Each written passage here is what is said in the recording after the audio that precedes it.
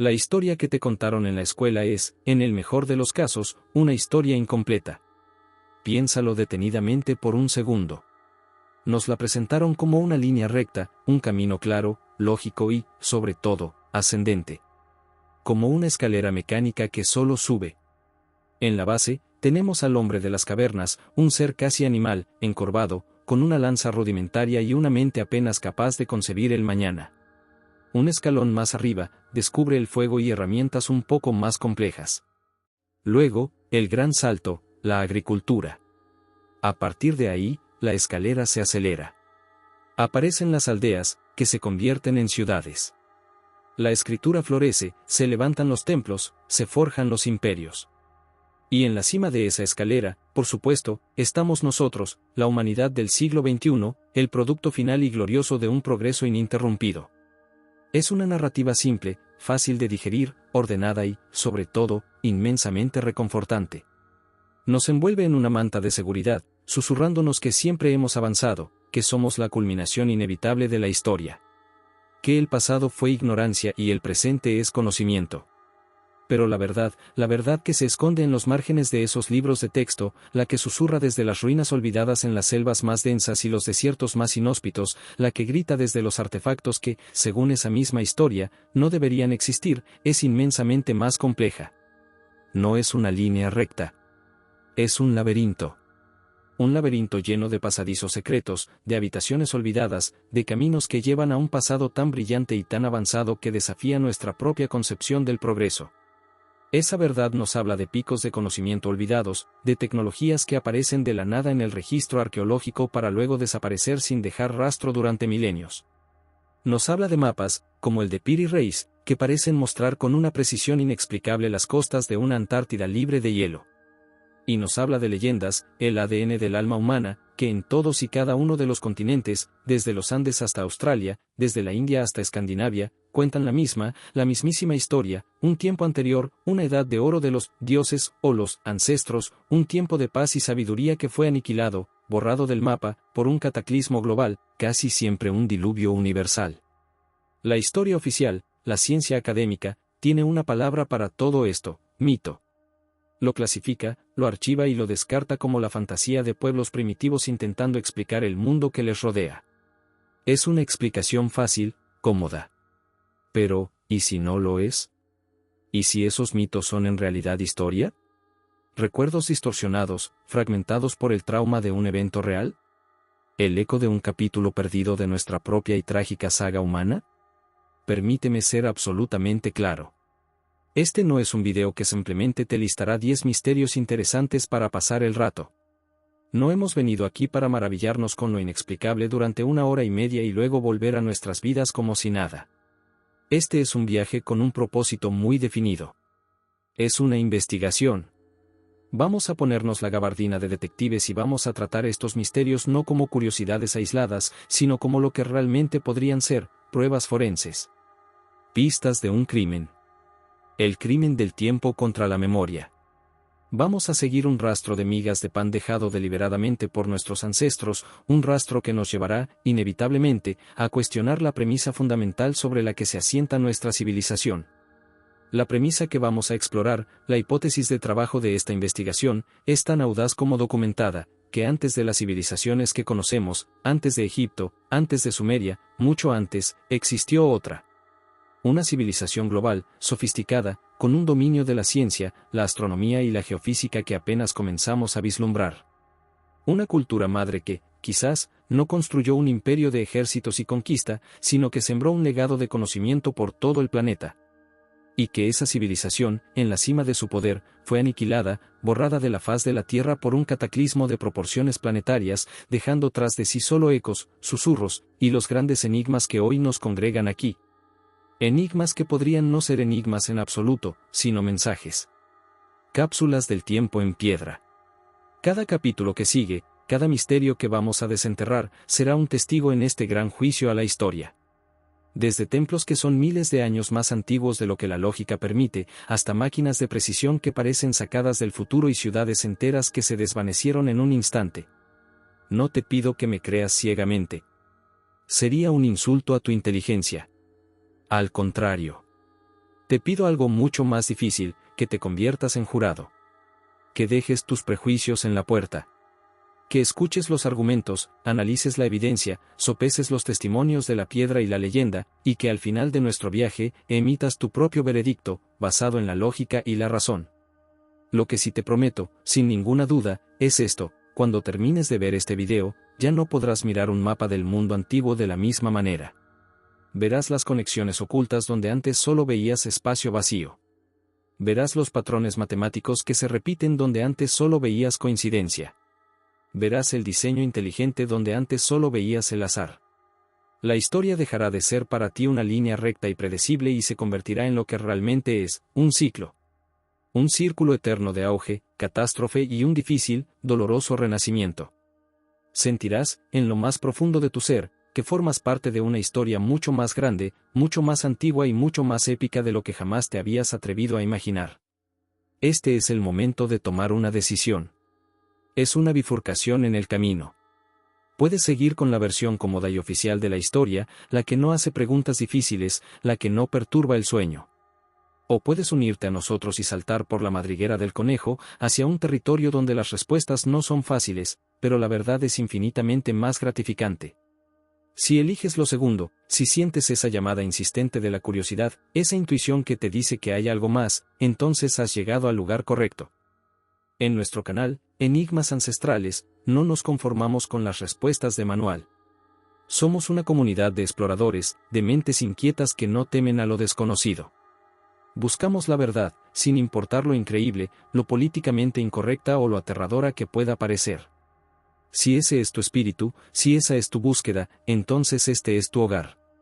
Te invito a que te suscribas y actives las notificaciones, no como un espectador, sino como un compañero de expedición. Porque lo que estamos a punto de comenzar no es solo un video. Es el inicio de una investigación que podría cambiarlo todo. Y nuestra primera parada, nuestra primera prueba, es una anomalía en el tiempo, una estructura que por sí sola pone de rodillas a la cronología oficial y abre la primera grieta en el muro de la historia. Para empezar a desmantelar un edificio imponente, uno no empieza por el tejado. Sería inútil. Se busca la primera grieta en los cimientos, el primer punto en la estructura. Y en el gran y antiguo edificio de la historia humana, esa primera grieta, una fractura tan profunda y tan evidente que amenaza con derrumbarlo todo, tiene un nombre que hasta hace poco era desconocido para el mundo: Göbekli Tepe. Imagina por un momento el mundo hace 12.000 años. Olvida todo lo que sabes sobre Egipto o Roma. Retrocede mucho más. La narrativa oficial, la que se enseña en todas las universidades del mundo, nos pinta un cuadro muy claro y definido de esta época. Es el final de la última edad de hielo. La humanidad está saliendo de un invierno planetario. Está compuesta, nos dicen, por pequeños grupos dispersos de cazadores-recolectores nómadas. Su vida es una lucha brutal y constante por la supervivencia. Su única preocupación es la próxima comida, el próximo refugio. No conocen la agricultura, no han domesticado animales más allá del perro, no viven en aldeas permanentes. Su estructura social es la más básica posible, el clan familiar. Y su capacidad de organización es limitada a la caza en grupo o a la defensa contra un depredador. La idea de que estas personas, en este contexto, pudieran concebir, planificar y ejecutar un proyecto de arquitectura monumental a gran escala es, desde el punto de vista académico tradicional, sencillamente absurda. Es una imposibilidad logística, social y cognitiva. Se nos dice, como un dogma, que la religión compleja y los grandes templos son un lujo, un producto de la sociedad sedentaria que solo la revolución agrícola, miles de años después, hizo posible. Primero vino la agricultura, que generó excedentes de comida. El excedente permitió el asentamiento en aldeas. Las aldeas se convirtieron en ciudades, y solo entonces, con mano de obra liberada de la búsqueda de alimento, surgieron el sacerdocio, la jerarquía y los grandes templos. Primero la ciudad, después el templo. Esa es la ley. O mejor dicho, esa era la ley. Ahora, viajemos con la mente al sureste de Turquía, a una región árida y polvorienta cerca de la frontera con Siria. Allí se alza una colina de forma redondeada, una elevación artificial conocida por los lugareños durante generaciones como Göbekli Tepe, que significa colina panzuda.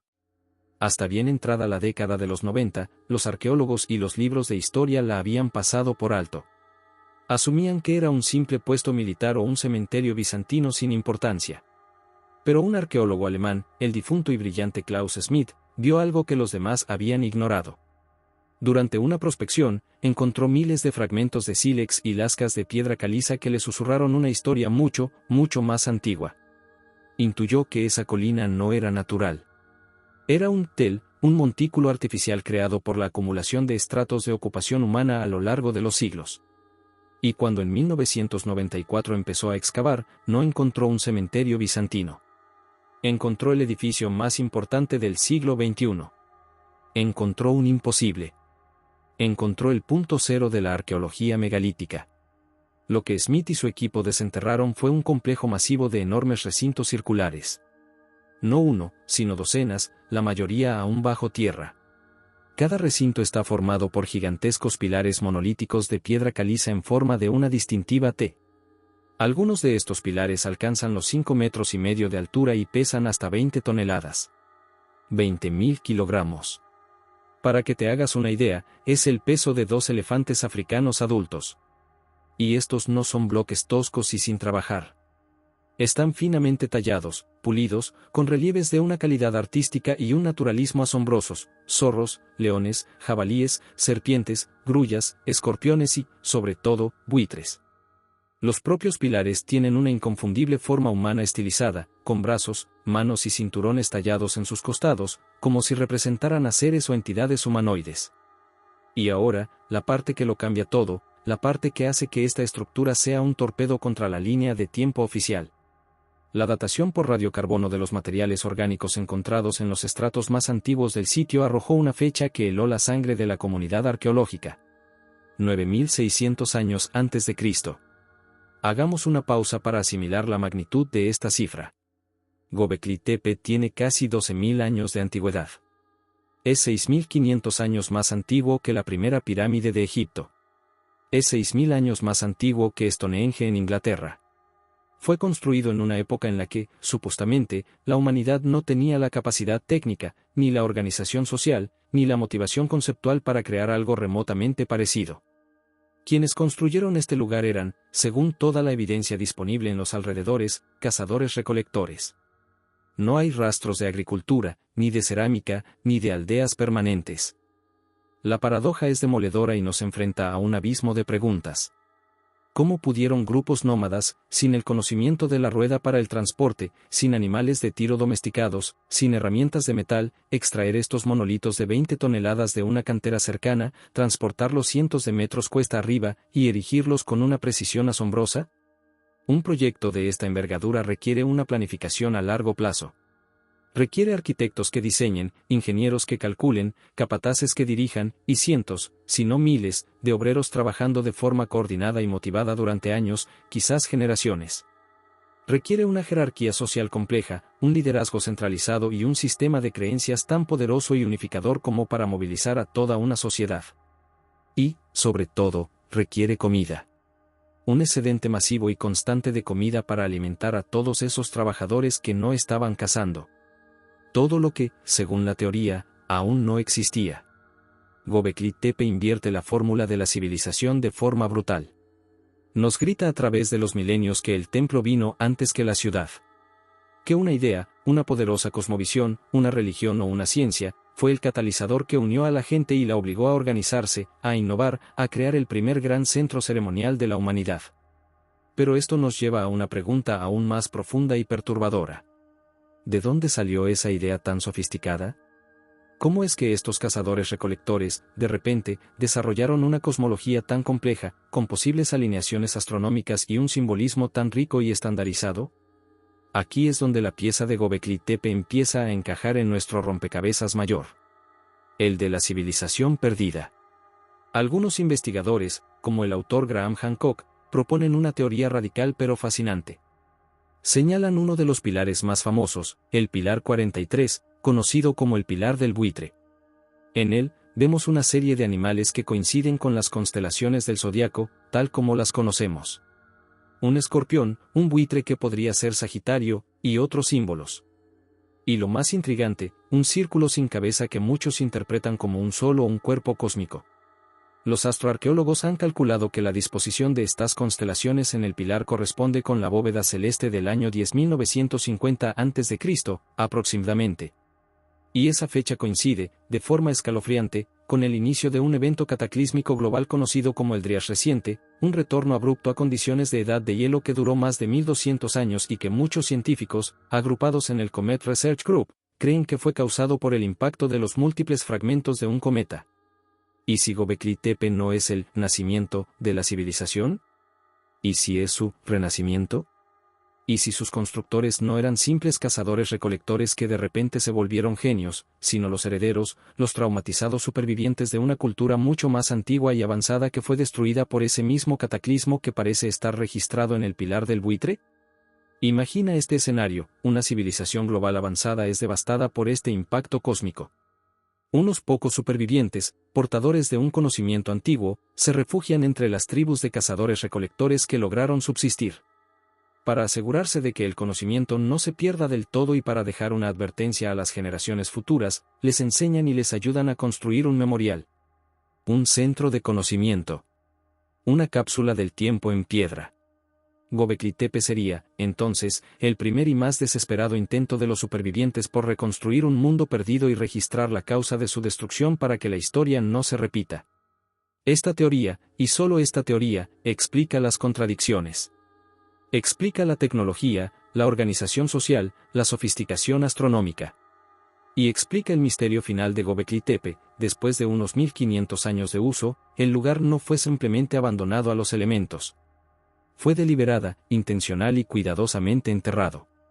Relleno con millones de metros cúbicos de tierra, de forma cuidadosa, como si estuvieran guardando un tesoro, protegiendo su mensaje para que alguien, en un futuro lejano, lo encontrara. Alguien como nosotros. La grieta en los cimientos ya está abierta, y es enorme. Göbekli Tepe nos demuestra que la historia que nos han contado está, como mínimo, equivocada en su capítulo inicial. Pero esto es solo el comienzo. Desde esta primera y estremecedora anomalía, nuestro viaje nos lleva al corazón del misterio más famoso del mundo, a un lugar que todos creen conocer, pero cuyo verdadero propósito podría ser el secreto mejor guardado de la antigüedad. Si crees que esto ya es revelador, lo que sigue te hará cuestionar la naturaleza misma de la tecnología, la energía y la física. Sigue con nosotros en Enigmas Ancestrales, porque ahora, nos vamos a Egipto. Egipto. Ningún otro lugar en la Tierra evoca con tanta fuerza la majestuosidad, el poder y el misterio insondable del mundo antiguo. Es una tierra de dioses con cabeza de animal, de jeroglíficos que prometen la vida eterna y de tesoros dorados que desafían la imaginación. Y en el corazón de ese misterio, recortadas contra el cielo del desierto como dientes de un dios olvidado, se alzan ellas. Las 3 pirámides de la meseta de Giza. La Gran Pirámide, la de Kefren, la de Miserinos. Son las estructuras más icónicas, más fotografiadas, más estudiadas y, posiblemente, las más profundamente malinterpretadas de toda la historia humana. La historia que nos cuentan en todos los documentales y libros es, de nuevo, aparentemente simple y directa. Las pirámides de Giza son tumbas. Monumentos funerarios colosales construidos por los faraones de la cuarta dinastía del Imperio Antiguo, Keops, o Khufu, Kefren, o Khafra y Miserinos, o Menkaura, alrededor del año 2500 a.C.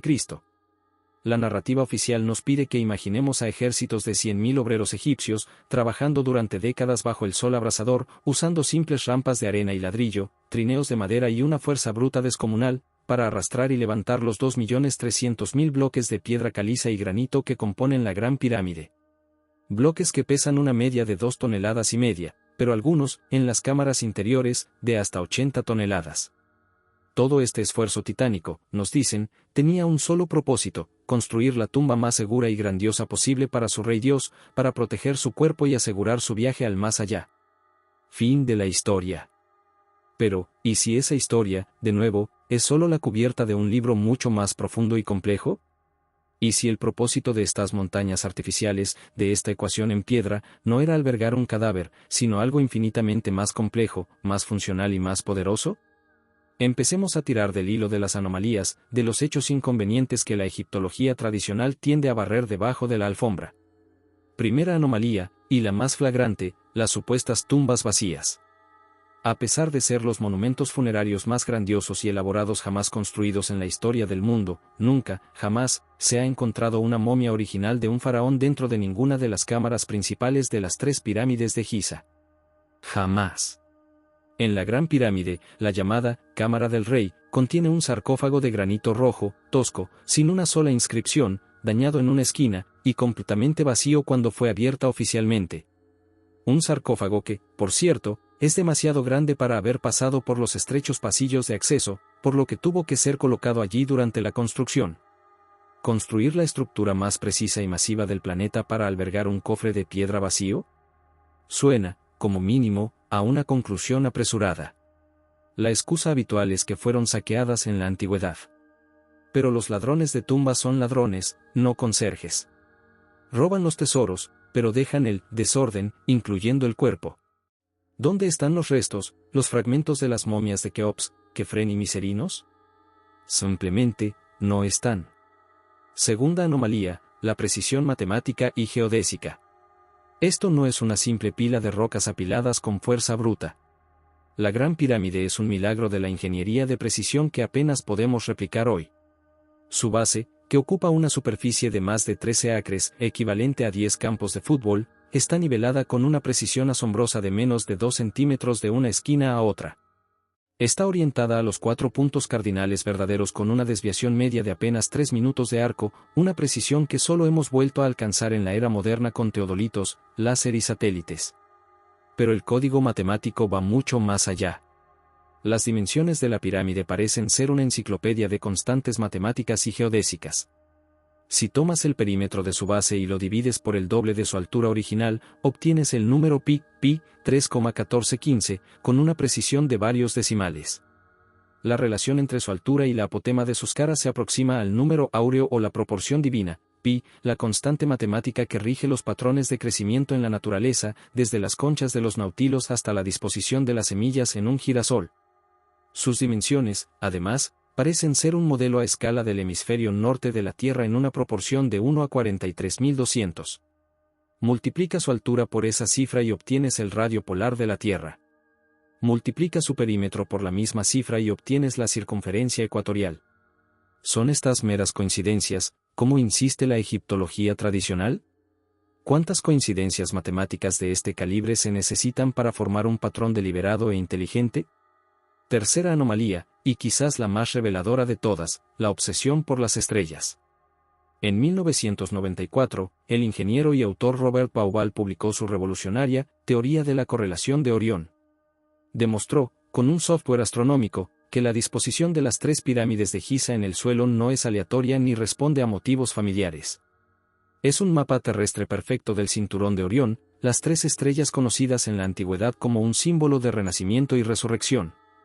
La Gran Pirámide y la de Kefren, las más grandes y brillantes, se alinean casi perfectamente, mientras que la tercera, la de Miserinos, la más pequeña, está ligeramente desviada hacia el este.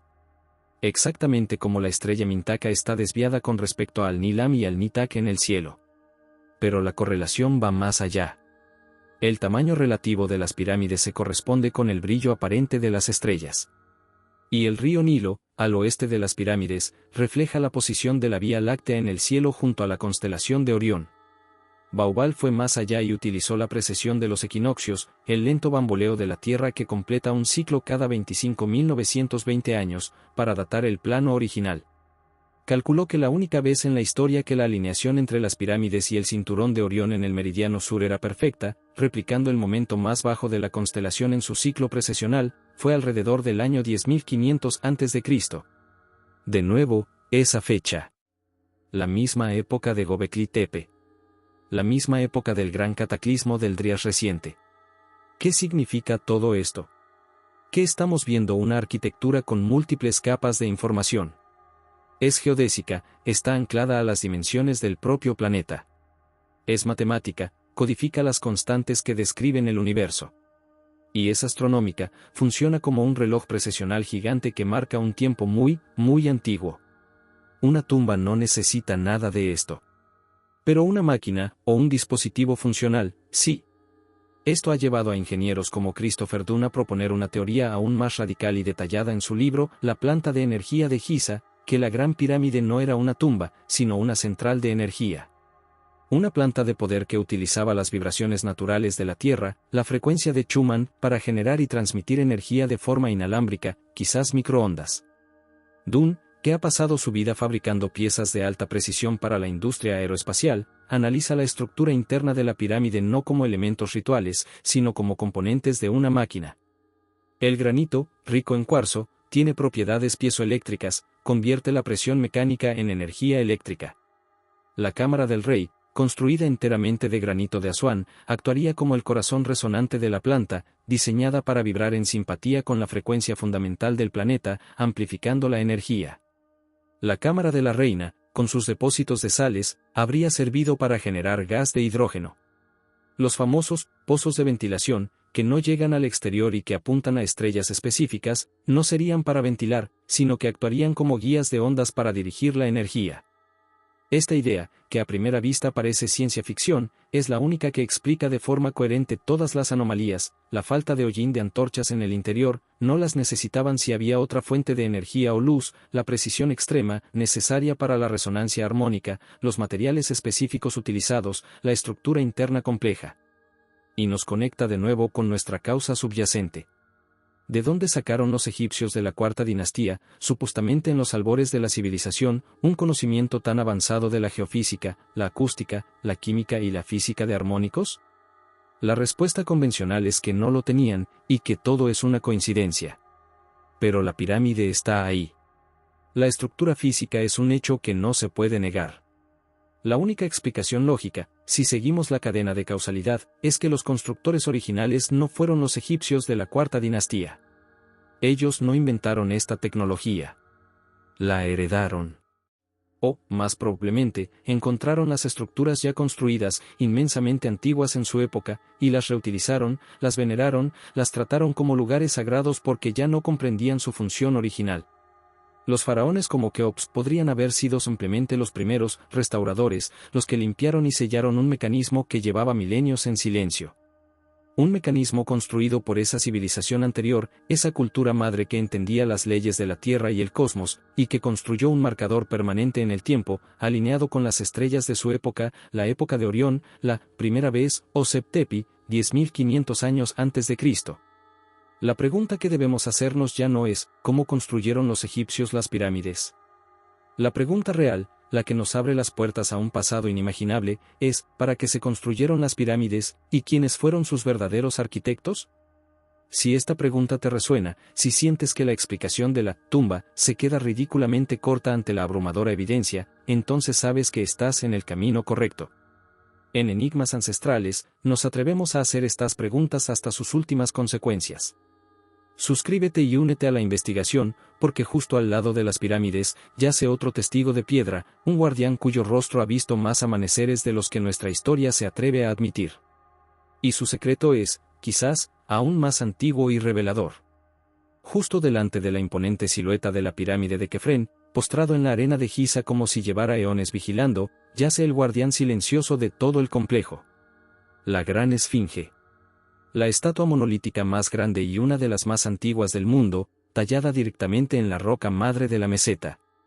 Con su enigmático cuerpo de león y su rostro de hombre, o de mujer, según algunos, mira perpetuamente hacia el este, saludando cada amanecer, cada equinoccio, con una paciencia de piedra.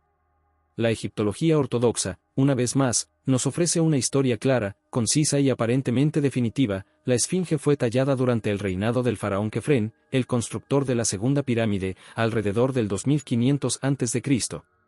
Se nos dice que su rostro es un retrato idealizado del propio faraón, y que la estatua forma parte integral de su complejo funerario, un guardián para su tumba. Como con las pirámides, parece un caso cerrado, un capítulo más en la historia de la cuarta dinastía. Pero este guardián de piedra tiene una historia que contar muy diferente. Una historia escrita no en jeroglíficos sobre un papiro, sino en el lenguaje universal de la geología, en el lento pero inexorable desgaste de la piedra. Una historia que no habla de siglos, sino de milenios. Y para leerla correctamente, no necesitamos ser egiptólogos. Necesitamos ser geólogos. Necesitamos aprender a leer las cicatrices que el tiempo y los elementos han dejado en su cuerpo. A finales de la década de los 80, un investigador independiente, escritor y erudito llamado John Anthony West, que había quedado profundamente fascinado por las teorías de un esoterista y matemático alsaciano, R. Aguayer de Lubis, se fijó en un detalle crucial que miles de turistas y académicos habían pasado por alto durante décadas. El cuerpo de la esfinge y, lo que es más importante, las paredes del foso del que fue excavada, mostraban un patrón de erosión muy particular y muy distintivo, profundas fisuras verticales, barrancos en miniatura, y perfiles redondeados y ondulantes. Este patrón no se parecía en nada a la erosión que se esperaría en un desierto. La erosión causada por el viento y la arena, la que se ve en otras estructuras de Giza de la misma época dinástica, tiende a crear cortes horizontales, afilados, socavando las capas de roca más blandas y dejándolas más duras, en un patrón de desgaste laminar. Lo que West veía en la esfinge era diferente. Era una historia de agua. West, consciente de que no era geólogo y que necesitaría una validación científica para que su hipótesis fuera tomada en serio, buscó a un experto que pudiera confirmar o desmentir su corazonada de forma objetiva. Tras varios intentos, encontró al Dr. Robert Schoch, un geólogo y profesor de geofísica en la Universidad de Boston. Schoch era, y es, un académico convencional, un científico riguroso, y se acercó a la propuesta de West con un escepticismo saludable. Pero la curiosidad científica pudo más, y accedió a viajar a Egipto en 1990 para examinar la evidencia de primera mano. Y lo que encontró en el foso de la esfinge lo dejó, en sus propias palabras, completamente atónito. Como geólogo experto, Schoch reconoció el patrón de erosión de inmediato e inequívocamente. No había duda alguna en su mente profesional. Era un ejemplo del libro de texto de erosión por precipitación. Desgaste causado por miles de años de lluvias torrenciales cayendo sobre la piedra caliza y corriendo por sus paredes. El agua, a lo largo de incontables siglos, había tallado esas fisuras verticales y había redondeado los contornos de la roca. Aquí es donde la historia oficial se enfrenta a un problema insalvable, a una contradicción directa con la ciencia del clima. El clima de Egipto no ha sido un desierto hiperárido desde siempre. Pero la última vez que la meseta de Giza experimentó un periodo de lluvias lo suficientemente intenso y prolongado como para tallar la dura piedra caliza de esa manera fue al final de la última edad de hielo. Estamos hablando de un periodo que va desde el año 10.000 hasta aproximadamente el 5.000 a.C. En la época del faraón Kefren, en el 2500 a.C., Giza ya era tan árida y desértica como lo es hoy. Simplemente, no llovía lo suficiente como para causar ese tipo de erosión. La conclusión científica de Schoch, presentada en la Convención Anual de la Sociedad Geológica de América en 1991, fue una bomba atómica que sacudió los cimientos de la egiptología. La esfinge, o al menos su cuerpo y el foso, la parte más antigua, tenía que ser miles de años más antigua que la cuarta dinastía. Tenía que datar de una época muy anterior, de un Egipto prehistórico, verde y lluvioso.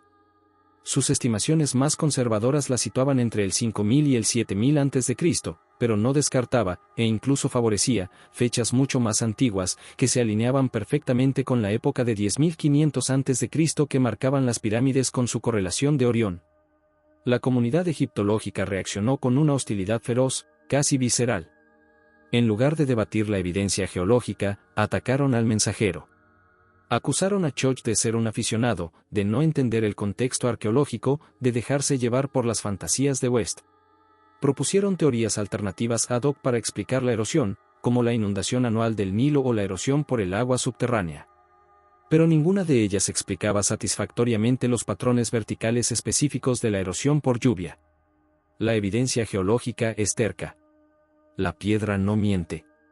La esfinge ha sido bañada por la lluvia durante milenios. Esto abre un abismo de preguntas que nos llevan al núcleo de nuestra investigación. Si la esfinge es tan antigua, ¿quién la construyó? Claramente no pudo ser Kefren.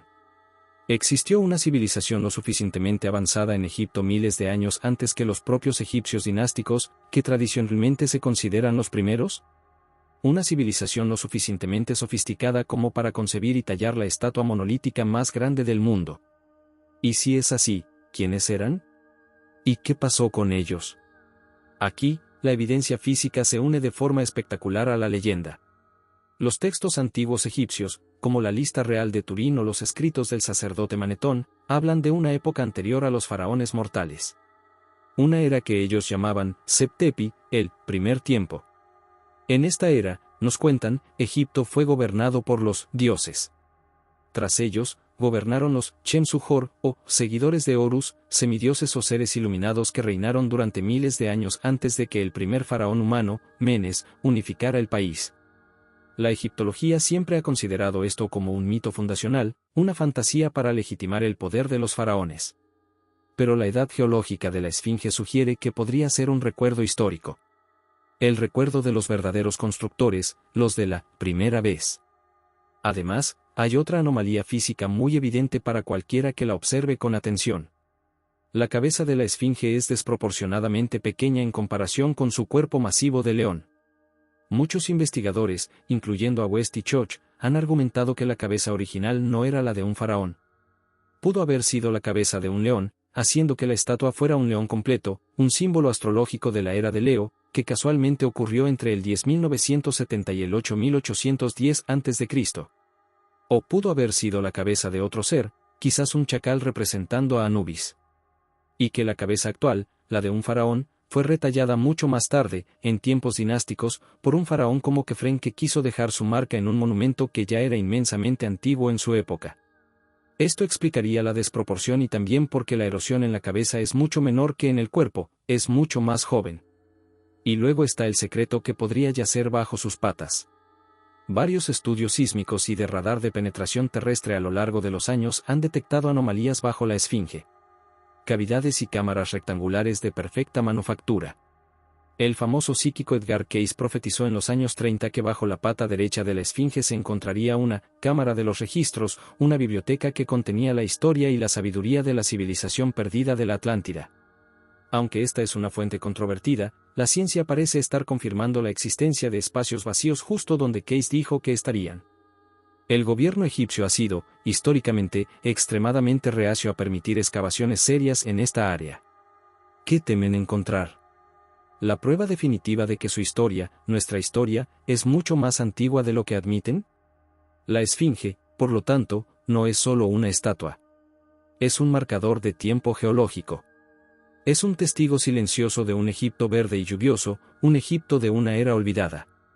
Su cuerpo erosionado por el agua es una prueba irrefutable de que la historia en esa región es mucho más larga y compleja de lo que se nos ha contado. Y nos obliga a hacernos la pregunta más importante de todas, si una civilización tan avanzada existió en Egipto en el 10º milenio antes de Cristo, ¿dónde más existió? ¿Fue un fenómeno aislado?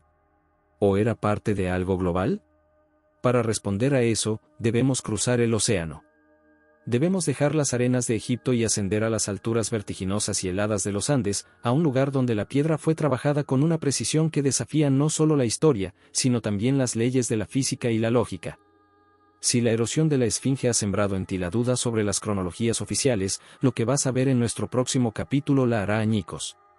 Suscríbete a Enigmas Ancestrales y acompáñanos a un lugar llamado Pumapunku, la Puerta del Puma.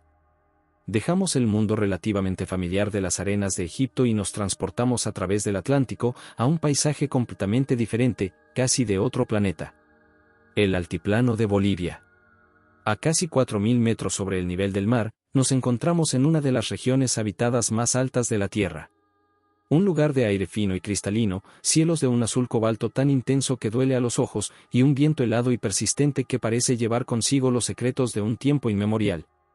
Aquí, cerca de las orillas sagradas del lago Titicaca, el lago navegable más alto del mundo, se encuentran las ruinas de dos de los sitios arqueológicos más desconcertantes y tecnológicamente inexplicables del planeta, la antigua ciudad de Tiahuanaco y, a 1 kilómetro de distancia, su enigmático y mucho más antiguo hermano, Pumapunku. La historia oficial nos dice que Tiahuanaco fue la capital de un poderoso imperio preincaico que floreció entre el 300 y el 1000 después de Cristo. Pumapunku, que en lengua aymara significa la puerta del puma, se considera parte de este gran complejo ceremonial. Se nos presenta como un templo o palacio construido por la cultura tiahuanaco, un pueblo que, según los arqueólogos, se encontraba en la Edad del Bronce. Un pueblo que no conocía la rueda para el transporte, ni la escritura fonética, aunque tenían un sistema de quipus, y que, crucialmente, no tenía herramientas de hierro o acero. Sus herramientas más duras eran de una aleación de cobre, arsénico y níquel. Y es aquí, en este punto sobre las herramientas, donde la narrativa oficial se estrella de frente contra un muro de piedra. Literalmente. Pasear por las ruinas de Pumapunku es una experiencia que te cambia la vida. No es como visitar otras ruinas antiguas. Es como caminar por el taller desmantelado de un gigante, o por una zona de guerra después de un bombardeo. Bloques masivos de andesita gris y arenisca roja, algunos de los cuales pesan más de 130 toneladas, el equivalente a 100 coches, yacen esparcidos por el paisaje como si un cataclismo de una furia inimaginable los hubiera arrojado por los aires como si fueran piezas de Lego. Pero no es el tamaño ni el caos lo que te deja sin aliento, lo que te provoca un cortocircuito en el cerebro. Es la precisión. La perfección imposible de su manufactura. Lo que vemos en Pumapunku no es mampostería. Es mecanizado de alta precisión. Los bloques de piedra, de una dureza extrema, la andesita y la diorita tienen una dureza de 6 a 7 en la escala de Mohs, casi tan duras como el granito, están cortados con la precisión de un cirujano láser. Encontramos superficies perfectamente planas, tan lisas que parecen pulidas a espejo. Encontramos ángulos internos de 90 grados que son matemáticamente perfectos, sin la más mínima curvatura. Y encontramos agujeros perforados con una regularidad y limpieza que parecen imposibles de lograr con herramientas manuales. Pero el verdadero shock, la evidencia que grita, tecnología perdida, viene cuando observas de cerca los famosos bloques H. Estas piezas de diorita, todas con una forma idéntica y compleja, parecen haber sido fabricadas en serie, como si salieran de un molde o de una fresadora CNC. Tienen múltiples planos, hasta 80 caras, ángulos y ranuras, todos con una precisión milimétrica.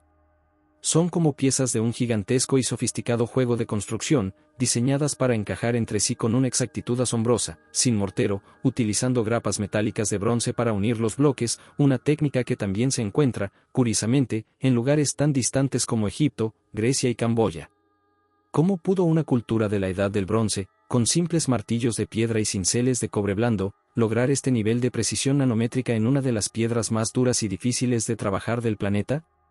Los ingenieros y canteros modernos que han examinado el sitio admiten abiertamente que recrear estos cortes hoy en día requeriría nuestras herramientas más avanzadas, sierras con punta de carburo, taladros de diamante y, probablemente, cortadoras por ultrasonido o láser. No estamos exagerando. En algunos de los bloques de Pumapunku se pueden ver surcos de perforación tan finos y uniformes que sugieren el uso de un taladro de alta velocidad de rotación. En otros, hay cortes de apenas unos milímetros de ancho que atraviesan la piedra en líneas perfectamente rectas, como si hubieran sido hechos con una sierra circular. ¿Cómo se hace eso sin una sierra circular o una herramienta similar? La arqueología convencional no tiene una respuesta satisfactoria. Hablan de un increíble, casi inhumano, derroche de tiempo y mano de obra. Hablan de pulir pacientemente durante décadas con arena y agua. Pero esa explicación, aunque suena plausible para alisar una superficie, no cuadra en absoluto con la precisión geométrica de los ángulos internos, las ranuras paralelas y los encajes complejos. No explica la apariencia de producción en masa. Es como si encontráramos un iPhone dentro de una tumba de un caballero medieval y los historiadores dijeran, bueno, seguramente lo talló pacientemente con un cuchillo. Es una explicación que ignora la evidencia tecnológica que tiene delante. Es tecnología anacrónica. Es una huella digital dejada por alguien, o algo, con un conocimiento técnico muy superior al que se le atribuye a la cultura tiahuanaco. Y esto nos lleva, una vez más, a las leyendas locales. Las historias de los aymarás, los descendientes de la gente de esta región, no hablan de que Tiahuanaco fuera construido por sus antepasados en un proceso lento y laborioso. Hablan de que fue construido, en una sola noche, por una raza de gigantes. O que fue creado por el dios creador andino, Viracocha, quien llegó desde el mar y usó una magia o una tecnología olvidada para hacer que las piedras volaran desde las canteras, a kilómetros de distancia, y se colocaran suavemente en su sitio. De nuevo, la ciencia moderna llama a esto, mito, una fantasía. Pero cuando la evidencia física en el terreno parece imposible de explicar con nuestro modelo histórico, cuando las piedras mismas nos dicen que las herramientas de la época no pudieron crearlas, quizás sea hora de empezar a escuchar a los mitos con otros oídos. Quizás nos estén contando, en su propio lenguaje simbólico, exactamente lo que pasó. ¿Y si Pumapunku no es obra de la cultura tiahuanaco del 500 después de Cristo? ¿Y si, como las pirámides y la esfinge, es una estructura heredada de una época mucho más antigua?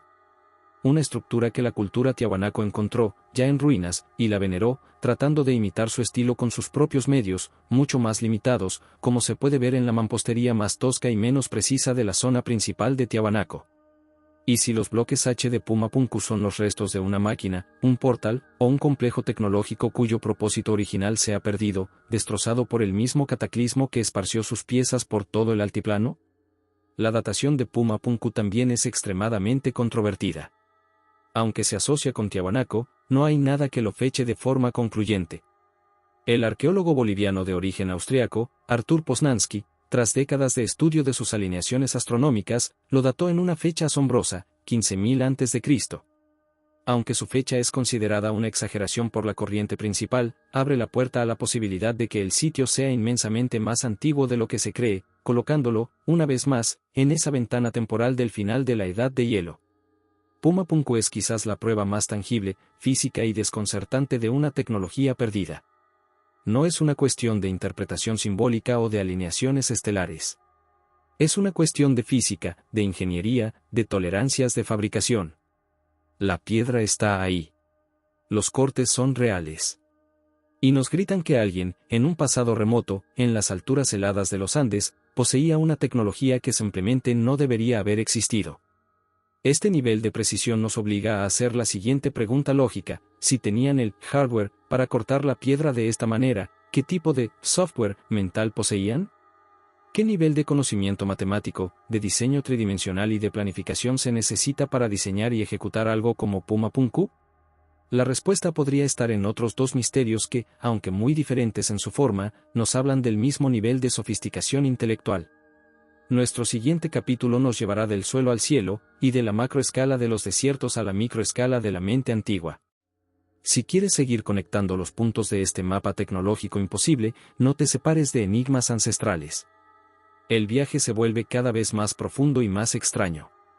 Suscríbete para no perderte la siguiente pieza clave del rompecabezas. Hasta ahora en nuestro viaje, hemos caminado entre gigantes de piedra, hemos tocado monumentos construidos para desafiar la eternidad y la lógica. Pero la huella de esta posible civilización perdida no se limita a la arquitectura megalítica, a su hardware.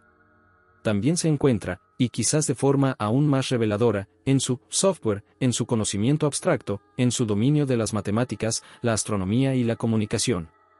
Y para explorar esta faceta intangible pero igualmente poderosa, vamos a examinar dos de los enigmas más extraños y fascinantes del planeta. Dos misterios que, a primera vista, no tienen absolutamente nada en común, pero que, si los miramos bajo la superficie, nos hablan del mismo nivel de genio inexplicable. Volamos primero a las áridas pampas de Perú para contemplar las líneas de Nazca, y luego nos sumergiremos en las profundidades del mar Egeo para rescatar el mecanismo de Anticitera. Primero, viajemos al sur de Perú, a las pampas desérticas de Nazca. Aquí, grabado sobre la superficie del desierto como si fuera el cuaderno de dibujo de un dios, se encuentra un lienzo de proporciones colosales. Cientos de figuras geométricas, líneas rectas que se extienden por kilómetros, y geoglifos de animales de una belleza estilizada, cubren un área de casi 500 kilómetros cuadrados.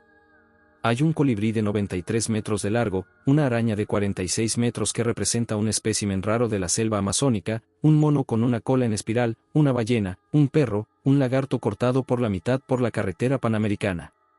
Y luego están las formas geométricas, gigantescas espirales, trapezoides y pistas que parecen de aterrizaje y que se extienden en línea perfectamente recta por kilómetros, subiendo y bajando colinas y valles sin desviarse un ápice.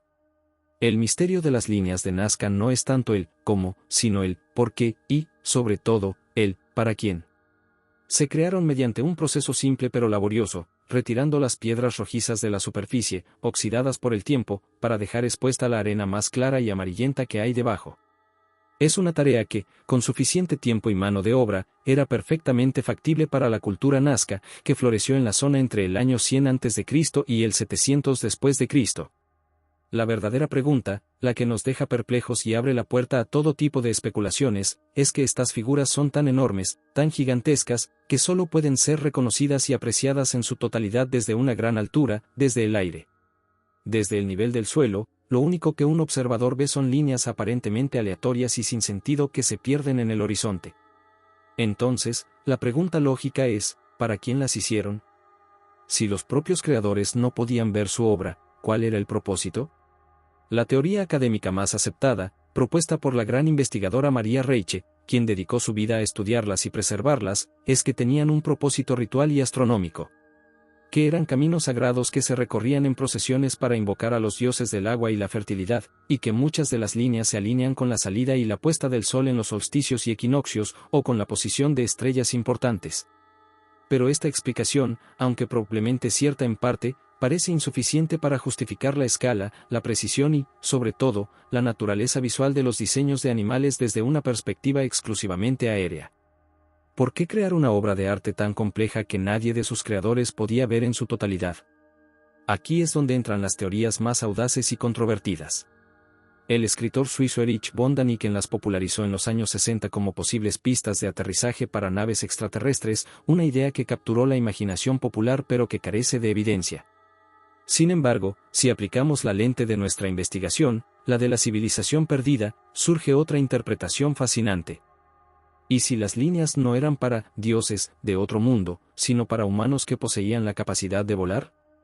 O quizás, y esto es aún más interesante, las propias líneas son un remanente, una copia degradada de un sistema de información mucho más antiguo. Algunos investigadores, como David Johnson, han postulado que las líneas y, sobre todo, los trapezoides, son un mapa gigante que señala la ubicación de acuíferos y fuentes de agua subterránea, un conocimiento vital en uno de los desiertos más secos del mundo. Sería un sistema complejo de información grabado en la misma Tierra, un software geográfico. Un mensaje a una escala tan grande que solo tiene sentido desde una perspectiva que la cultura nazca, teóricamente, no poseía. Estaban preservando un conocimiento heredado, un mapa de los dioses que les precedieron, convirtiendo su función práctica en un ritual sagrado. Y ahora, saltemos de este lienzo de tierra al fondo del mar Egeo, cerca de la pequeña y rocosa isla griega de Anticitera. En el año 1901, un grupo de buceadores de esponjas griegos se topó con los restos de un naufragio de un barco mercante romano, datado en el siglo I a.C. Junto a estatuas de bronce y mármol, joyas y ánforas, encontraron un objeto que al principio parecía una roca corroída e informe. Pero esa roca, tras ser rescatada, resultó ser el artefacto tecnológico más avanzado y anacrónico jamás descubierto del mundo antiguo, el mecanismo de Anticitera. Tras más de un siglo de estudio, utilizando las tecnologías más avanzadas como los rayos X y la tomografía computarizada, los científicos han logrado reconstruir su asombrosa función. Se trata de una complejísima computadora astronómica analógica. Era una caja de madera, del tamaño de una caja de zapatos, que contenía en su interior un sistema de más de 30 engranajes de bronce, cortados con una precisión y una complejidad asombrosas. Este dispositivo era capaz de modelar y predecir con una exactitud increíble los movimientos del Sol, la Luna, incluyendo su fase y su movimiento elíptico, conocido como la primera anomalía lunar, los 5 planetas visibles a simple vista, y predecir con años de antelación los eclipses solares y lunares. Además, tenía un dial que indicaba la fecha de celebración de los 4 grandes Juegos Panhelénicos, incluyendo los Juegos Olímpicos. Girando una manivela lateral, un usuario podía fijar cualquier fecha, pasada o futura, y el mecanismo mostraba en sus diferentes diales la posición exacta de todos los cuerpos celestes en el zodiaco. La existencia de este objeto es un torpedo que impacta directamente en la línea de flotación de nuestra concepción de la historia de la ciencia y la tecnología. El nivel de miniaturización y la complejidad de su tren de engranajes, que incluye un engranaje diferencial, un dispositivo que se creía inventado en el siglo XVI, no se volvería a ver en la historia de la humanidad hasta la aparición de los grandes relojes astronómicos de las catedrales europeas, más de 1400 años después. Es como encontrar el motor de un Ferrari en el garaje de un legionario romano. La pregunta es devastadora y resuena con una fuerza increíble: ¿de dónde salió este conocimiento? La ciencia griega era brillante en la teoría, en la geometría y la filosofía, pero nada en los textos de Platón, Aristóteles o Euclides que han sobrevivido describe la capacidad de fabricar algo así. Es como si toda una tradición científica y tecnológica, toda una escuela de ingeniería mecánica de alta precisión, hubiera existido en el mundo helenístico y luego hubiera desaparecido por completo, sin dejar más rastro que este único y milagroso superviviente rescatado del fondo del mar. Y aquí es donde los dos misterios, Nazca y Anticitera, se conectan en un nivel conceptual profundo. Ambos representan un software mental, un nivel de conocimiento abstracto y aplicado que está completamente fuera de lugar en su contexto histórico aceptado. Nazca representa la maestría de la geodesia, la topografía y la comunicación a gran escala. Anticitera representa la maestría de la astronomía, las matemáticas y la ingeniería mecánica de precisión. Son dos caras de la misma moneda, una mente antigua que era mucho, mucho más sofisticada de lo que nos atrevemos a imaginar. Aplicando nuestra teoría de la causalidad, ¿podrían ser estos dos enigmas ecos del mismo legado de conocimiento? ¿Restos del software de la civilización perdida? El mecanismo de Anticitera podría ser el último vestigio de sus instrumentos científicos, quizás una copia de un dispositivo mucho más antiguo, preservado y recreado por los griegos. Las líneas de Nazca podrían ser el último vestigio de sus sistemas de comunicación o cartografía, convertidos en un ritual sagrado por un pueblo que ya no entendía su función práctica original. La existencia de estos dos artefactos, uno de tierra y otro de metal, nos obliga a reevaluar por completo la capacidad intelectual de nuestros antepasados. Pero también nos deja con una sensación de pérdida profunda y melancólica. Si este era el nivel de conocimiento que poseían, ¿qué más sabían? ¿Qué otros dispositivos, qué otros mapas, qué otros conocimientos se perdieron para siempre en las arenas del tiempo? ¿Y qué pudo causar un colapso tan absoluto como para que un conocimiento tan brillante se desvaneciera en la niebla del tiempo? Para buscar una respuesta a esa pregunta, debemos viajar a otra gran civilización que, un día, simplemente, se apagó, dejando tras de sí un silencio que dura hasta hoy. Si el misterio de la mente antigua te ha atrapado, y quieres seguir explorando las profundidades del conocimiento perdido, asegúrate de estar suscrito a Enigmas Ancestrales. El siguiente capítulo es una historia de fantasmas a la escala de una civilización entera. Hemos explorado monumentos que desafían la física, hemos descifrado la función de artefactos que desafían la cronología y hemos volado sobre lienzos que desafían la perspectiva. Ahora, nos adentramos en un misterio de una naturaleza diferente, más silencioso, más sutil, pero igual de profundo y perturbador, el misterio de una desaparición masiva. El enigma de un silencio que se prolonga durante 4000 años.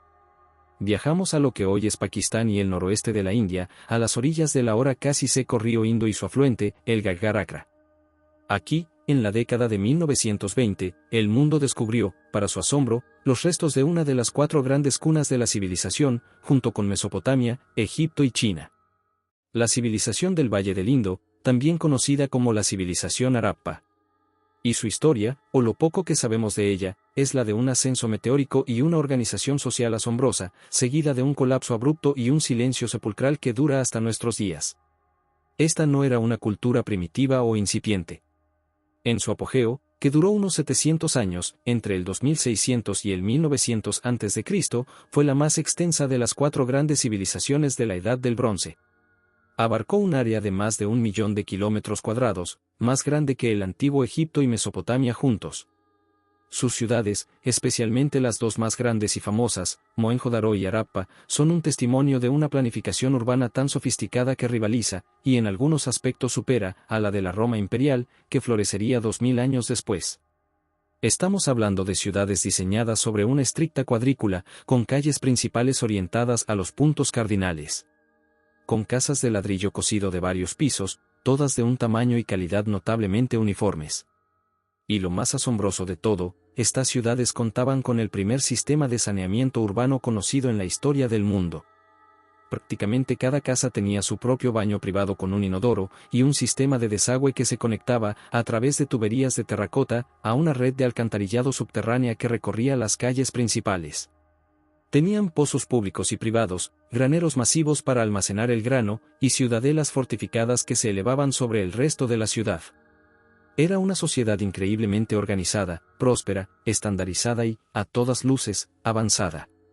Y luego, el misterio. O mejor dicho, la cascada de misterios. El primero, y quizás el más frustrante, es su escritura.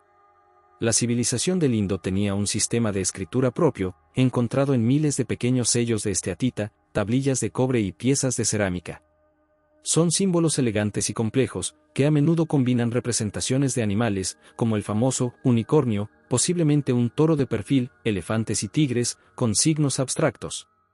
Pero hasta el día de hoy, a pesar de más de un siglo de intentos por parte de los mejores lingüistas y criptógrafos del mundo, nadie ha sido capaz de descifrarlo. No tenemos una piedra de Rosetta para el Indo. Su voz, su historia, sus leyes, su literatura, se han perdido. No sabemos cómo se llamaban a sí mismos, ni el nombre de sus reyes o dioses. Su historia está escrita en un idioma muerto que se niega obstinadamente a revelar sus secretos. El segundo misterio es su aparente pacifismo y su peculiar estructura social. En contraste con Egipto y Mesopotamia, cuyas paredes están cubiertas de relieves de reyes masacrando a sus enemigos, en las ciudades del Indo apenas se han encontrado armas. Las fortificaciones parecen más defensivas que ofensivas. Y lo que es más extraño, no hay grandes palacios que indiquen la existencia de un rey todopoderoso, ni templos monumentales dedicados a un dios principal que dominara el panteón. La asombrosa uniformidad de las casas, los ladrillos y los pesos y medidas en un área tan vasta sugiere una sociedad más colectiva, más equitativa, quizás gobernada por un consejo de sacerdotes o comerciantes en lugar de un monarca absoluto. ¿Cómo una civilización tan vasta y próspera pudo existir durante 700 años sin una clase gobernante opresiva o un ejército masivo? Es un enigma social que desafía nuestros modelos de cómo funcionaban las primeras civilizaciones. Pero el misterio más grande, el que nos conecta directamente con nuestra investigación, es su final. Alrededor del 1900 a.C., esta gran, estable y organizada civilización simplemente colapsó. Las ciudades fueron abandonadas, la escritura desapareció, el comercio a larga distancia se detuvo, y la población parece haberse dispersado en pequeñas aldeas agrícolas. Durante décadas, la teoría principal fue la de una invasión violenta de tribus indoarias procedentes del norte. Pero la evidencia arqueológica de grandes batallas, destrucción por fuego o masacres es prácticamente inexistente. Luego se propuso la teoría del cambio climático, que el río Indo cambió su curso o que los monzones que alimentaban el sistema fluvial se debilitaron drásticamente, llevando a un colapso agrícola y a la desertificación de la región. Esta es la teoría más aceptada hoy en día, y sin duda el cambio climático jugó un papel crucial. Sin embargo, hay detalles inquietantes en el registro arqueológico, piezas del rompecabezas que no encajan del todo en esa explicación de un colapso lento, gradual y exclusivamente climático. En la ciudad de Mohenjo-Daro se encontraron unos 44 esqueletos esparcidos por las calles, no en tumbas formales, sino yaciendo donde cayeron, en posturas contorsionadas, como si la muerte los hubiera sorprendido de forma repentina y terrible en medio de su vida cotidiana. Y aquí es donde entramos en un territorio profundamente controvertido, pero que, como detectives de la historia, no podemos permitirnos el lujo de ignorar. En la década de los 70, el investigador británico David Davenport, junto con el erudito italiano Tari Vincenti, publicó una teoría explosiva que fue rápidamente marginada por la academia. Señalaron que en un epicentro específico de Mohenjo-Daro, los ladrillos y la cerámica parecían estar vitrificados, es decir, fundidos por un calor extremo y luego solidificados de nuevo en una especie de vidrio. Este proceso, argumentaron, solo puede ocurrir a temperaturas increíblemente altas, de unos 1500 grados Celsius, mucho más altas que las de un incendio normal en una casa. ¿Qué pudo causar un calor tan intenso y localizado? Su teoría, que también se basaba en interpretaciones literales de antiguos textos sánscritos como el Mahabharata, que hablan de armas de hierro, voladoras y explosiones que eran más brillantes que 1000 soles, y que podían destruir ciudades enteras, era que Mohenjo-Daro fue destruida por una explosión nuclear prehistórica. Esta teoría, por supuesto, es considerada pseudociencia por la comunidad académica. Se ha argumentado que la vitrificación puede ser causada por incendios particularmente intensos en los talleres de los alfareros. Sin embargo, los esqueletos encontrados en la zona presentaban, según algunos estudios iniciales, aunque muy debatidos y difíciles de verificar hoy en día, niveles de radiactividad superiores a la media. No tenemos que aceptar la teoría de la bomba atómica para ver que algo terrible y repentino parece haber ocurrido aquí. La idea de un colapso lento y gradual a lo largo de décadas no explica del todo los cuerpos abandonados en las calles, ni el abandono total de ciudades que eran maravillas de la ingeniería. ¿Y si el cambio climático fue solo una parte de la historia? ¿Y si esta civilización, ya debilitada por la sequía, recibió un golpe de gracia final? Un golpe que no fue una invasión, sino un evento de una naturaleza diferente, un evento aéreo, un cataclismo rápido y devastador. Volvamos a la causa raíz de nuestra investigación, el cataclismo global de finales de la Edad de Hielo. Obviamente, la civilización del Indo es mucho más tardía, del tercer milenio antes de Cristo. Pero, ¿y si los ciclos de catástrofes no ocurrieron una sola vez? ¿Y si hay eventos cósmicos o terrestres que se repiten en diferentes escalas a lo largo de la historia humana? ¿Podría el colapso del Indo ser un eco posterior, un evento a menor escala, del mismo tipo de fenómeno, quizás un impacto de asteroide o cometa, que destruyó a la civilización madre milenios antes? El silencio de la civilización del Indo es un recordatorio escalofriante de lo frágiles que son las grandes sociedades. Nos muestra que se puede alcanzar un nivel increíble de organización y sofisticación, y luego, en un abrir y cerrar de ojos geológico, simplemente, desaparecer, dejando tras de sí solo fantasmas y un idioma que nadie puede leer. Su escritura no descifrada es como una puerta cerrada con llave a una biblioteca entera. ¿Qué historia nos contarían si pudiéramos abrirla? ¿Nos hablarían de sus orígenes? ¿Nos contarían si su conocimiento fue propio o heredado? ¿Nos explicarían, finalmente, la verdadera y terrible causa de su final? El misterio del Indo nos deja con una sensación de urgencia. Nos enseña que la historia no es solo lo que encontramos, sino también, y de forma más conmovedora, lo que hemos perdido. Y lo que hemos perdido es, quizás, la lección más importante de todas. Hemos viajado por todo el mundo, desde Turquía a Egipto, de los Andes a Grecia y Pakistán. Hemos reunido las pistas. Hemos visto los efectos inexplicables. Ahora, ha llegado el momento de hacer lo que la historia convencional se niega a hacer por miedo a las consecuencias. Es el momento de conectar los puntos en un mapa global. El siguiente capítulo es la síntesis. Es donde el mapa oculto finalmente se revela ante nuestros ojos. Si has llegado hasta aquí, estás a punto de presenciar cómo todas estas piezas dispares, de diferentes continentes y épocas, se unen para formar una imagen coherente, lógica y absolutamente alucinante. Este es el momento que estabas esperando. Asegúrate de estar con nosotros en Enigmas Ancestrales, porque vamos a atar todos los cabos sueltos. Hemos recorrido un largo y sinuoso camino. Hemos examinado cada misterio como si fuera una isla separada en el vasto y oscuro océano del tiempo. Göbekli Tepe, las pirámides, la Esfinge, Puma Punku, Nazca, Anticitera, el Valle del Indo. La historia oficial, la ciencia académica, los trata así, como fenómenos aislados, productos únicos y peculiares de culturas inconexas que, por pura coincidencia, alcanzaron momentos de genialidad inexplicable. Pero eso es como mirar un bosque y ver solo árboles individuales, ignorando el ecosistema que los conecta a todos, las raíces que se entrelazan bajo tierra. Ha llegado el momento de dar un paso atrás, de subir a la cima de la montaña para tener una vista panorámica y ver el bosque en su totalidad. Ha llegado el momento de tomar todas las pistas que hemos reunido, todos esos hilos de colores, y empezar a tejer el tapiz. Ha llegado el momento de conectar los puntos en un mapa global. Y cuando lo hacemos, cuando colocamos todas nuestras piezas sobre la mesa, cuando superponemos la geografía, la cronología, la tecnología y la mitología, la imagen que emerge es asombrosa. Es electrizante. Ya no vemos islas de misterio. Vemos una red. Vemos una constelación de lugares sagrados que parecen hablar el mismo lenguaje olvidado, un lenguaje universal de piedra, de matemáticas y de estrellas. Empecemos por la geografía, por el mapa físico. Muchos de estos sitios antiguos e inexplicables no están distribuidos al azar por el planeta, como cabría esperar si fueran creaciones independientes. Parecen estar alineados deliberadamente a lo largo de grandes círculos, conocidos como líneas de ley, que rodean la Tierra. La línea más famosa, investigada por autores como Jim Allison, conecta una serie asombrosa de los lugares más enigmáticos del mundo.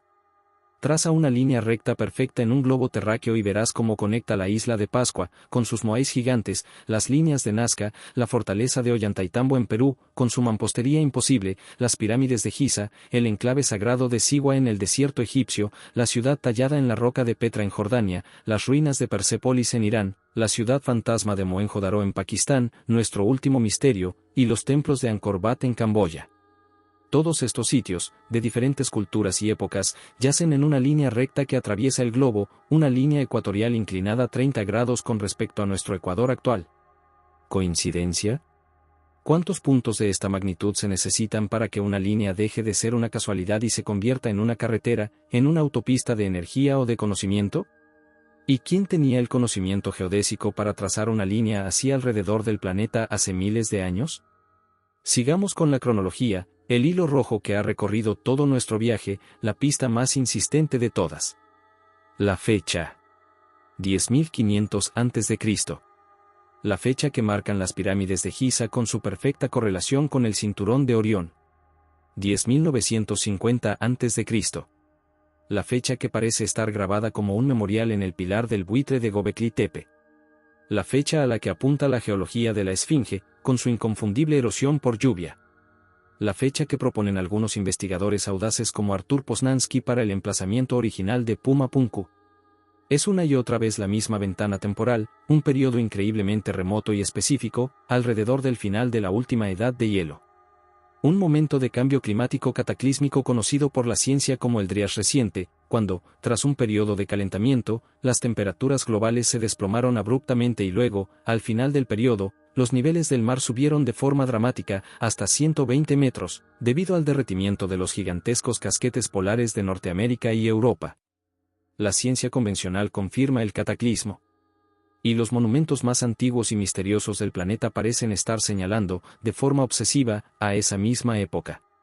Como si fueran lápidas que marcan la muerte de un mundo. Conectemos ahora la tecnología, el hardware. Vemos una obsesión global por la construcción megalítica, por mover y tallar piedras de un tamaño y peso que desafían la lógica y las herramientas conocidas de la edad de piedra o del bronce. Vemos técnicas de mampostería poligonal sin mortero, con piedras de múltiples ángulos que encajan como un rompecabezas tridimensional, con una precisión que no deja pasar ni una hoja de papel. Y vemos esta técnica en lugares tan dispares como Cusco y Sacsayhuamán en Perú, en la isla de Pascua, en Delfos en Grecia, y en el Osireyón de Abidos en Egipto. Vemos el uso de extrañas grapas metálicas de bronce o cobre para unir los bloques, una firma tecnológica idéntica, en Tiahuanaco, en el templo de Karnak en Egipto, y en los templos de Angkor Wat en Camboya. Vemos una precisión matemática y un conocimiento de la geodesia, la forma y dimensiones de la Tierra, y la astronomía, el movimiento de las estrellas, que parecen imposibles de adquirir de forma independiente y simultánea por culturas primitivas y aisladas. Es como si todos estuvieran trabajando a partir del mismo manual de instrucciones, del mismo legado de ingeniería. Y finalmente, conectemos los mitos, el software cultural, el alma de estos pueblos. En todo el mundo, las leyendas de los orígenes de la civilización, si las despojamos de su ropaje cultural específico, cuentan la misma historia. Un tiempo anterior, una edad de oro, que fue destruida por un diluvio universal que lo aniquiló casi todo. Y de ese diluvio, de esa agua cataclísmica, surgieron unos pocos supervivientes, los dioses o sabios instructores. Viracocha en los Andes, Quetzalcóatl en Mesoamérica, Oanse en Mesopotamia, un ser anfibio que salía del mar para enseñar a la humanidad, los Chem-Suhor en Egipto. Todos llegaron desde el mar o desde el cielo, todos trajeron los fundamentos de la civilización, la agricultura, la arquitectura, la ley, la astronomía, a los pueblos primitivos que sobrevivieron, y todos, curiosamente, prometieron regresar algún día. ¿Son estas docenas de historias, tan similares en su estructura, una invención independiente? ¿O son el recuerdo fragmentado y traumatizado de un evento real?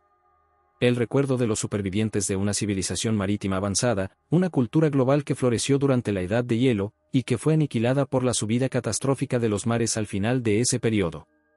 Y cuyos pocos náufragos, dispersos por el globo, intentaron reiniciar la civilización donde pudieron, entre los pueblos de las montañas y las tierras altas.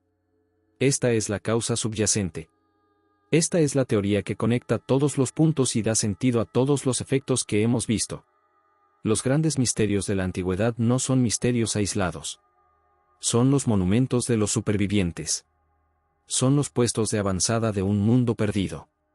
Göbekli Tepe no es el amanecer de la civilización, es un SOS en piedra. Las pirámides no son una tumba, son un faro en el tiempo, un dispositivo funcional y un mapa estelar. Puma Punku no es un templo, son los restos de una tecnología que perdimos. Esta civilización madre no tiene por qué haber sido como la nuestra. Pudo haber sido una civilización con un enfoque diferente, quizás más centrada en el conocimiento de la conciencia, de las energías sutiles de la Tierra y del cosmos, que en la tecnología material de consumo que nosotros hemos desarrollado. Una civilización que entendía que el planeta y la galaxia son un sistema vivo e interconectado. Y construyeron sus grandes obras como parte de ese sistema, para armonizarlo o utilizarlo.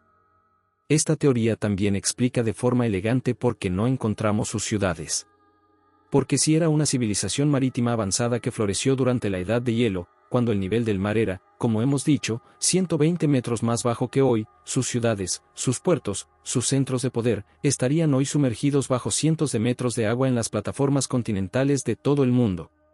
Lo único que nos quedaría serían sus puestos de avanzada en las tierras altas, en las montañas. lugares como Tiahuanaco en los Andes. O los monumentos que construyeron para educar a las culturas posteriores, en lugares seguros como la meseta de Giza. Y de hecho, se están descubriendo cada vez más estructuras submarinas anómalas, desde el Golfo de Cambat en la India hasta la isla de Yonaguni en Japón. Hemos seguido el rastro. Hemos reunido las pruebas. La imagen de un pasado olvidado y trágico ha emergido de las sombras. Ya no es una cuestión de si es posible. Es una cuestión de si estamos dispuestos a aceptarlo. Aceptar que nuestra historia es mucho más larga, más extraña, más cíclica y más grandiosa de lo que nos han contado. Aceptar que somos, en esencia, una especie con amnesia, que lucha desesperadamente por recordar un capítulo fundamental de su propia historia. La negación sistemática de la historia oficial ya no parece una defensa rigurosa de la ciencia, sino un acto de miedo. Miedo a tener que reescribir todos los libros. Miedo a admitir que no lo sabemos todo. Miedo a la inmensidad de nuestro propio pasado y a las lecciones que podría enseñarnos sobre nuestro frágil presente. Pero la verdad no puede permanecer enterrada para siempre. Las piedras gritan, y su voz, gracias a la tecnología y a las mentes abiertas, es cada vez más fuerte. Hemos conectado los puntos. Hemos revelado el mapa oculto. Pero, ¿qué hacemos ahora con este conocimiento? ¿Qué significa para nosotros, hoy, en nuestras vidas? La respuesta a esa pregunta es la recompensa final de nuestro viaje. Es el último capítulo. El que no trata del pasado, sino del futuro. De tu futuro. Si estás listo para dar el último paso, para entender el propósito final y práctico de esta búsqueda, quédate para la conclusión. Este no es el final de la historia. Es un nuevo comienzo. Y en Enigmas Ancestrales, queremos que tú seas el protagonista. Suscríbete, porque la historia, a partir de ahora, la escribimos juntos. Hemos llegado al final de nuestro largo viaje a través del tiempo, pero como en todo ciclo, el final de una historia es simplemente el umbral de una nueva. Hemos desenredado un hilo de evidencia que se extiende por todo el globo y a través de 12.000 años de historia no reconocida, un hilo que teje un tapiz, una historia, muy diferente a la que nos enseñaron en la escuela. Una historia de un pasado profundo y brillante, de una sabiduría olvidada y de una catástrofe global que nos sumió en una amnesia colectiva de la que apenas ahora, a tientas, estamos empezando a despertar. La pregunta que queda flotando en el aire, una pregunta que quizás te estés haciendo ahora mismo, es, ¿y ahora qué? ¿Qué hago yo con toda esta información que desafía los cimientos de nuestra comprensión del mundo? La tentación es grande.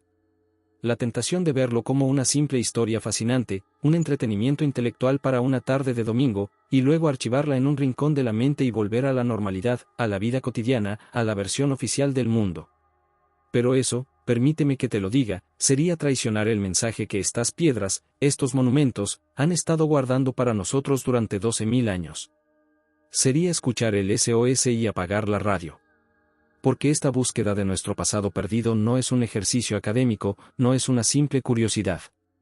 Es, y lo digo con total convicción, la tarea más importante y relevante que podemos emprender en el presente. Entender y aceptar que somos una especie con amnesia lo cambia todo. Cambia radicalmente nuestra perspectiva sobre nosotros mismos.